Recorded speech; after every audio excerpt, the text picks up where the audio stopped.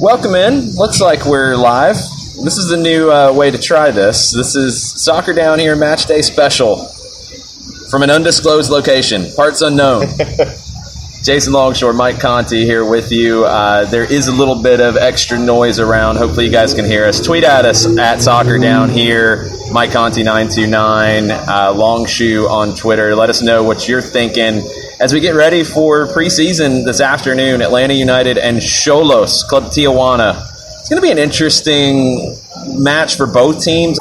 Copa MX's match today, so it's not going to be their first choice. Atlanta United will likely have a lot of their first choice today, Mike. Yeah, Atlanta United, they're going to play first choice against Xolos from what we've been told. I mean, obviously this is not totally firm yet, but the second choice group, some of the younger players, are going to play a scrimmage against Cal State Fullerton earlier in the afternoon today, and then the first team will play Xolos. It's now like 3:30 might be the kickoff time, Eastern time.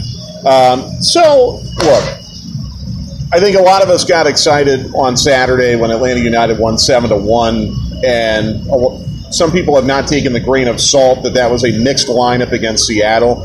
I don't think the scoreline today is significant in any way, shape, or form. I think what you're looking at, and this is something you and I talked about at the airport, you just want to see are certain and how do these individuals look in now a game situation where they're playing, two 30-minute periods, I think, or 4:30s? I think it's 40s. Or 2:40s. Yeah. 2:40. Yeah, so in the span of 2 40-minute periods, how does it look with all the information that's been thrown at them now against a club that's not your own? That, I think, is what's important today. Don't concentrate on the scoreline at all. The scoreline could be completely gaudy. It could be scoreless. It's insignificant, in my opinion. You just want to see signs of individual growth and development, and hopefully we'll see that today. Yeah, you're looking at the individuals. You're looking at maybe some of the combinations, maybe some of the units on the field, and see how things come together. It's going to be interesting. Keep your notifications on because there's a chance you're going to get to see some of that earlier on some of the technical side of that. But you might get to see some of the second team against an earlier opponent. And then we can't say who it is being played, but we can tell you that they're playing against Cal State Fullerton. All right. So, which is a really good NCAA program. Yeah, very good program. So, you'll probably be able to glean some stuff from there. But what I want to see today, I mean, we only saw bits and pieces of the Seattle match. We basically only saw the highlights. I want to see the build-up. And you mentioned the combinations. That's a really good point. Where does Julian Gressel fit into all of this right now with Franco Escobar still out?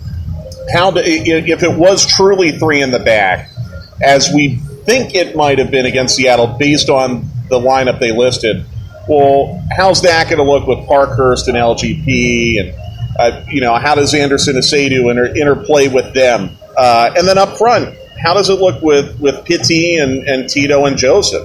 These are all things we're going to get to see today. I think that's what's very exciting about the ability to stream this match against Xolos. Don't really focus on the opponent too much. I mean, this is really a lot better than what we got this time last year. We were confined to 5-second, Atlanta United social posts about Barco sending a 1-yard pass to Miguel Almiron and everyone kind of freaking out about it. Like we're actually going to see a little bit of tactics and a lot of interplay between some very important pieces for this club. Yeah, this is a good opportunity, and Atlanta United's first semi-public, I guess is a fair way to put it, matchup against international competition. Yeah, and honestly, look, you're probably not going to be able to glean too much from this today.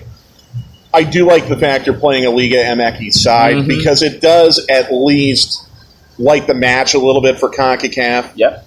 There will be elements, I think, to what we see today that we might see again 2 weeks from tomorrow in Costa Rica. 100% of that. So I thought this was very, very intelligent scheduling by Carlos and Darren, and Frank DeBoer was involved to match up against a Liga MX side.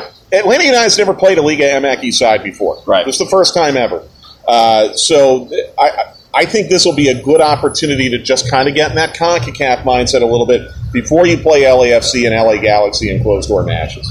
Yeah, it's all about preparation and building blocks right now, and Frank de Boer will come in and have a little bit of a different tactical setup, but it's not a dramatic departure from what we saw with Tata Martino. But there are some differences, and that's what we'll be excited to see. How different is it going to look today? Is he going to go very heavy into what we saw with him at Ajax or at Inter or at Crystal Palace? Or is it going to be more of, let's build from where we finished last year? And the 3-5-2 makes you think that maybe that's the case. Mm-hmm. Look at how the team played in the postseason and add to that as you go.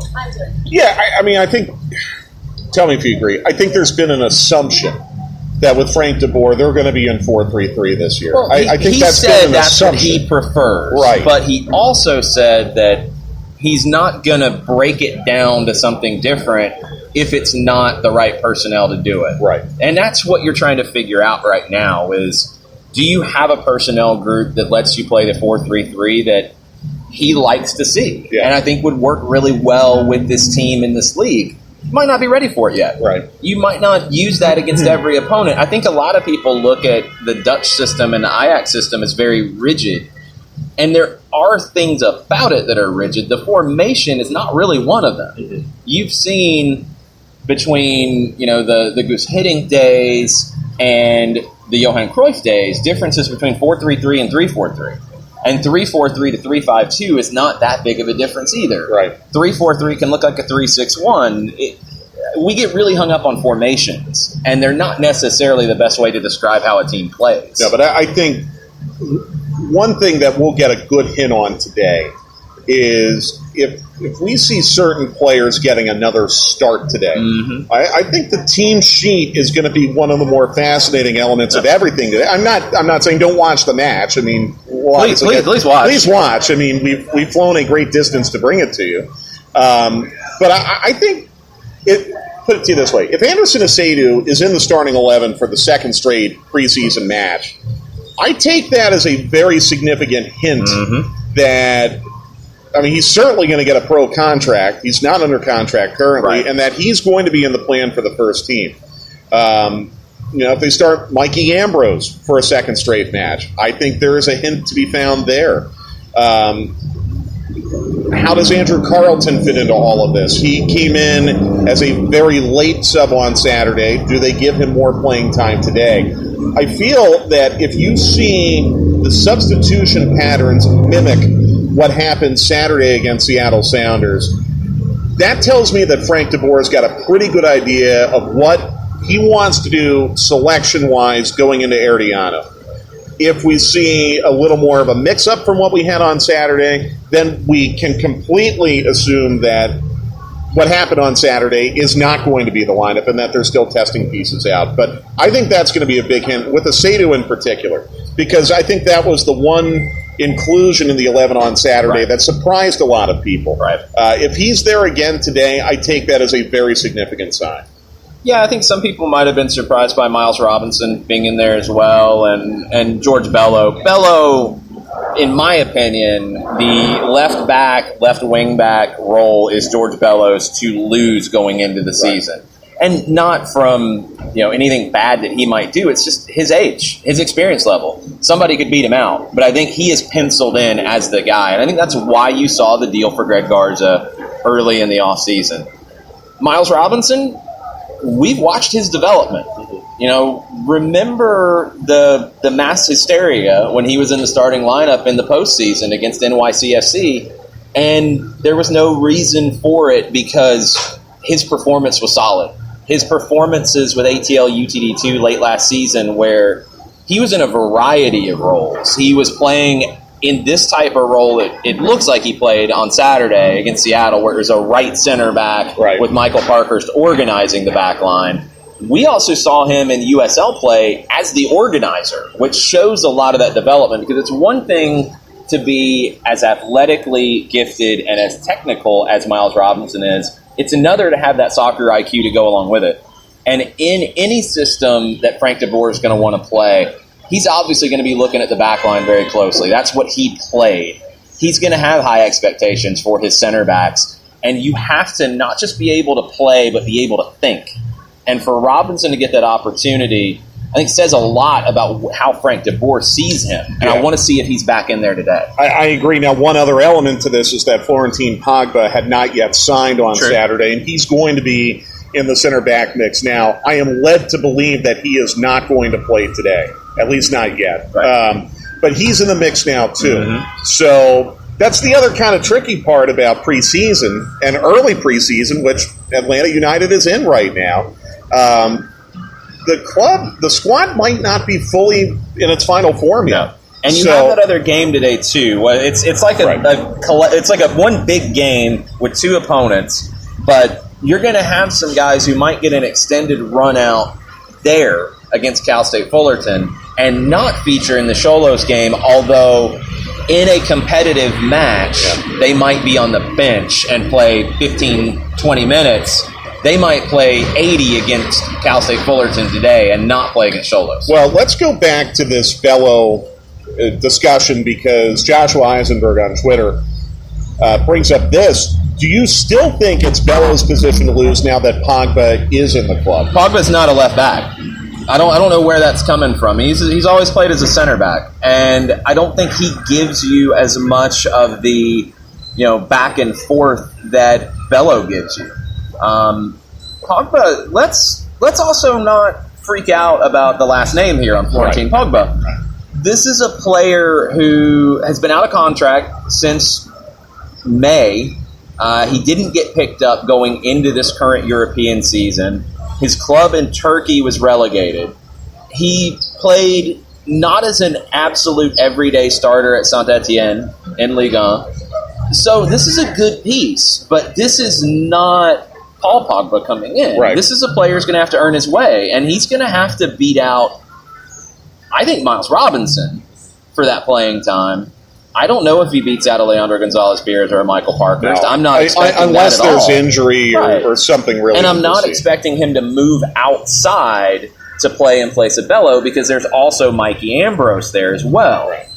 And I think we forget sometimes he did come over on a free. Yeah. He's been out of contract. He's been out of contract. He's got to get up to fitness. Which could take a significant amount of time. Yeah, he didn't play up until December these guys. And that's he finished big. Playing regularly last May. He had been training with Elche in La Liga, looked like he was ready to sign a deal there, and he took this one instead. Yeah.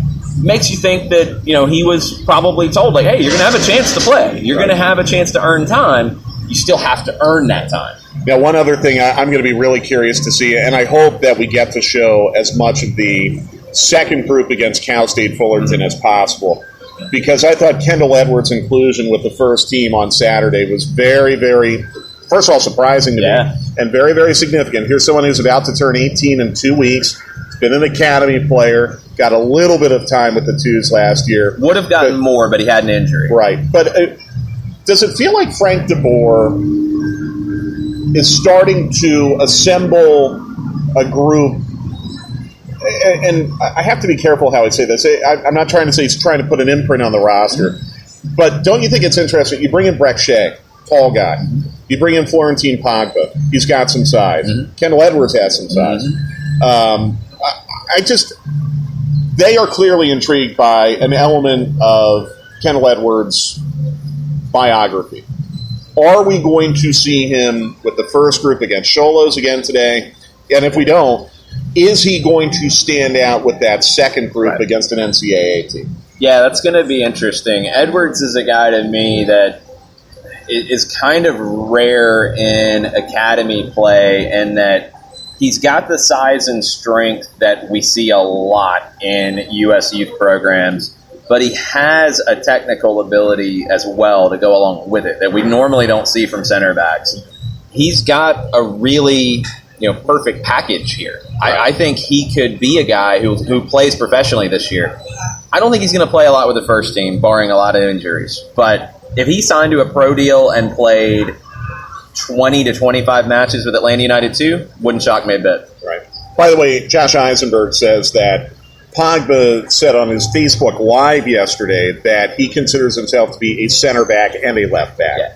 So, that's what Pogba said, but Franco Escobar said the same before as a center back and a right back, and it's been an evolution. And he's turning into a center back who can play right back. Yeah, and look, I'm glad people are excited about Pogba. I'm excited too. Yeah. I think, to bring in someone on a free to provide some cover in case you have an injury or a depth concern, this is a good way to go. Well, and to provide competition. Absolutely. I mean, that's the other thing. You don't want to have, and this is the same in American football, it's the same in basketball, in any sport. You do not want to go into a training camp and not have an element of competition. Kirby Smart puts every position up for grabs on Georgia's football team going into the spring and again in the summer. Because if you don't have competition in training camp, it's very, very difficult to motivate your team to run around without the ball for 6-7 weeks and try to do something to stand out. That's vitally important. And quite frankly, that might be a reason why Kendall Edwards has been in the mix so far, why Amir Bashti has been in the mix so far. I'm probably leaving one or two players out of this group right now. But that's why you build a group like this. And you're finding that balance between guys who can fill a role, and being a reserve is a definite role that some people are not comfortable doing, but also providing that competition. I think this is a pretty well-rounded roster right now, and we'll get to see lots of elements of it today. Yeah. Let's go to some questions here on Twitter, hashtag WallPassWednesday. Robert Swick, he says the Pogba signing looks like a mix between Larry and Parkey insurance, since our ageless anchors are in their mid-30s. He's big, he's strong, and he's only 28. Yeah, definitely could be that. We'll have to see if he's able to organize in the way that we've seen Parkhurst and Lorenowitz when he stepped in for Parkhurst in that role. Because that's a very key part of, especially playing a three-man back line. The center back has to be able to communicate and organize the pieces around him. It's something that Michael Parkhurst excels at. We'll see if Florentin Pogba can do that. The fact that he speaks multiple languages definitely won't hurt. Right. Do you think Frank DeBoer sees Lorenowitz as a center back, or do you think he sees him more as a six? Hard to tell. I think Tata Martino had a bit of an evolution in the way that he saw Jeff, and he started as a six and became a center back. Doesn't mean he might not see him as a six going forward, but Eric Rometti's emergence, rendered him a little, less needed. Well, and the midfield. The reason why I bring that up, and again, we did not see the Seattle match. Yeah. We only saw the recap and the substitutions. Right. Lorenowitz came in for Parkhurst. Right. So that to me, which we've seen before. Right. Well, of course. Yeah. If they were playing a 3-5-2, that makes a lot of sense. He would be a center back in a 3-5-2. Another thing we might get an answer on today, Lorenowitz played rather sparingly against Seattle. And one other element to all this is the weather and the condition of the pitch.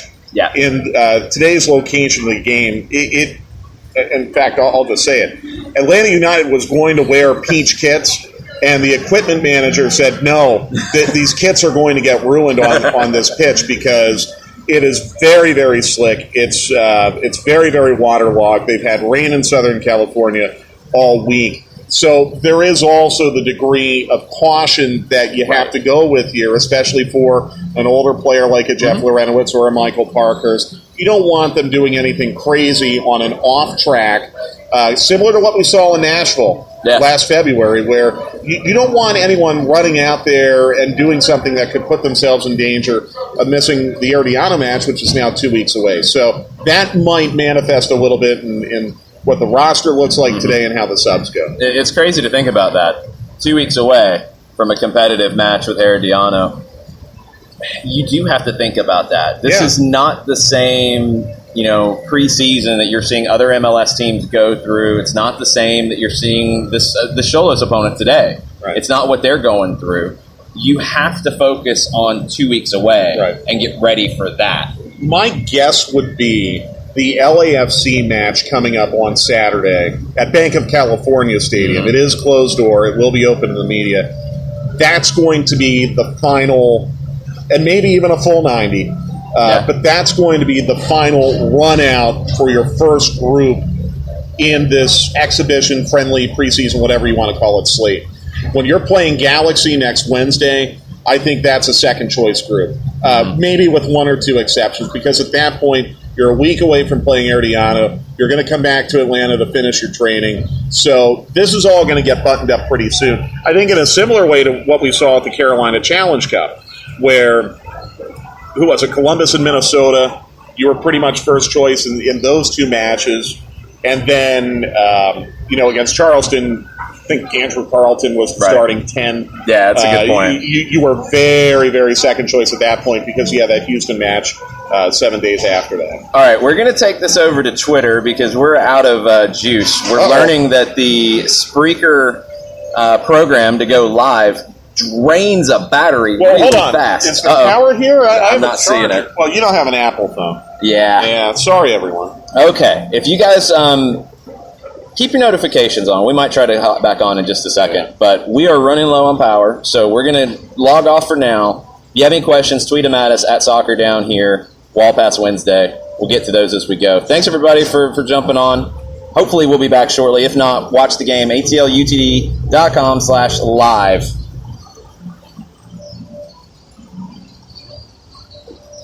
Matt Mormos.